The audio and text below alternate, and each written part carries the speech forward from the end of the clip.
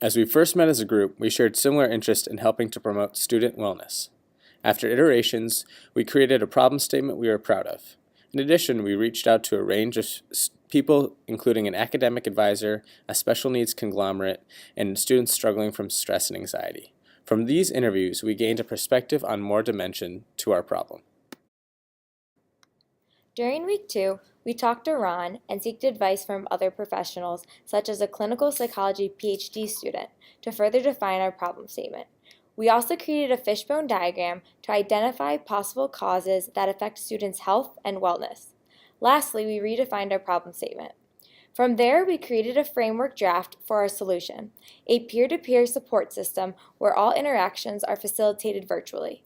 For support, students can choose to connect with a peer on health, including exercise and nutrition, or professional and personal peer mentorship. For face-to-face interaction, students can choose to have in-person contact through recreation activities, such as art or music, or they can peer connect. We originally thought our platform would be a website. However, after a pilot study, we realized this platform would be difficult to implement. Instead, we decided to begin small and run our pilot program through a Google form. We also conducted a pilot study with a student who wished for someone to check in with her on how her workouts were going, her nutrition, and how she was feeling on a day-to-day basis. The pilot was a success. We decided to move forward with our Google form to reach even more people. We marketed Peer Connect through virtual channels, including email and Facebook. We decided to reach a large student community which had expressed their problem statement. Our emails and posts described our program, marketing it as a method for peers to connect and provide mentorship and support for a wide range of areas. As responses came in, we began to realize that people tended to want online support in many areas. However, each of our team members was designated to have a specific area of counseling. We decided to create a Google email to be better able to contact all students, protecting our identities as well, and to receive responses in a localized email. Towards the end of the week, we had 16 student participants sign up for the program. Instead of pushing for more participants, we decided to heavily focus on piloting our program to these students. However, some questions we began asking ourselves were, are we qualified to give support? How do we appear credible to students?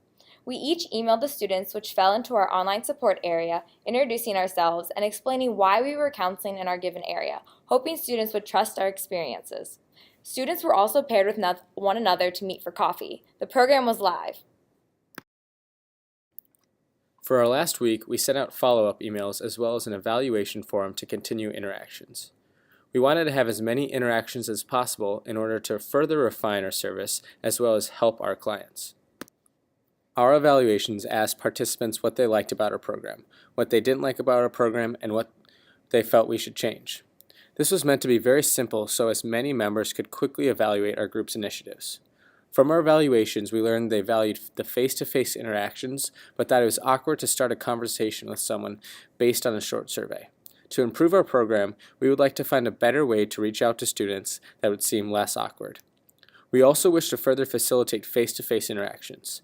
It has been great to see the progress from forming a problem largely around anxiety, depression, and addiction to having a highly targeted audience and service. Moving forward, we would like to continue Peer Connect for Project 3. To improve our program, peer counselors will apply to the program to advise participants instead of the core team.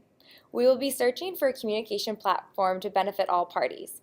Lastly, we are potentially expanding to other universities.